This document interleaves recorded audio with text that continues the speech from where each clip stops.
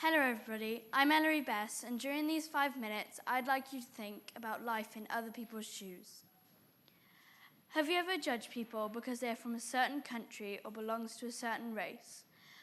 Have you ever felt every eye on you, knowing you being continuously observed and judged? If you have not been through this, just imagine how you would like it. Not even a bit, right? So if we don't like it, we should never do it to someone else. Racism can raise its ugly head in many places, can occur in many ways. Maybe exclusion, leaving people who are different out of social groups and gatherings, not considering their views and experience, casting them aside, calling them names and insulting them. Racism is demonstrated mostly in behaviour and activities that reflect a dislike, abuse or violence directed towards a certain community. Discrimination based on colour, clothing, religion, or culture is racism. Some cases have been so bad that laws have been had to put in place to protect people targeted by this abuse. The thing is that we shouldn't need laws being put in place to protect people, because we all should be treated equally no matter what or where we came from.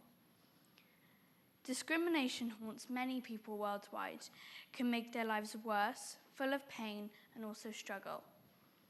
Not only breaks hearts, but also makes people want to give up socially or at work. How would you feel like if all of this negativity was directed at you every day and is never forgotten?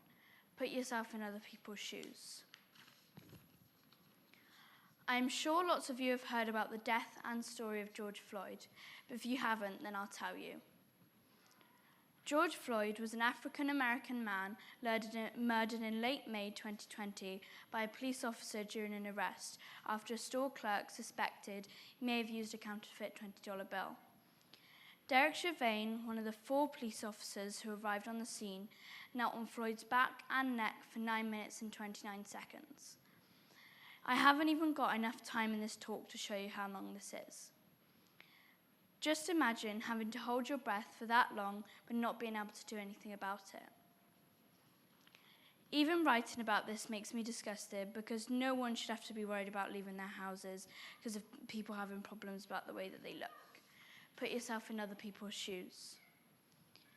In my personal experience, I was extremely fortunate that in my primary school, you wouldn't have even realised that racism was a thing. Everyone was treated equally with the same amount of respect, no matter how you looked. Why can't the world be like this? I'm now going to talk about the racism seen during the final of the Euros towards the England players. For those of you who don't know, the final went into penalties, but the few that England lost were taken by players of colour. This fired up a lot, and I mean a lot of hate towards these players. Think about it this way. If those players had been successful, the people who were causing all this hate, they would have been heroes. The players are all incredibly young and have all contributed to so much on and off the pitch.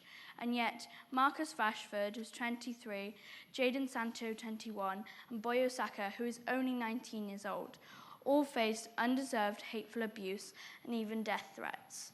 Think about this, death threats, just because they have coloured skin. Is this okay? Put yourself in other people's shoes. Did you know that 1 in 4 students report race discrimination at school per year? These are children who can't process it as well as an adult. It's something that growing up you'll never forget. Did you know that 7 out of 10 black children in the UK have felt under pressure to change their hair to appear more professional at school or work? It's rubbish to have to change something that makes you you, just because you're afraid of people judging you. I hope you take this into account and that sometimes you have to put yourself in other people's shoes. So next time that you judge people because they're from a certain country, belong to a certain race, think about this speech. Thank you for listening. I hope you enjoyed it.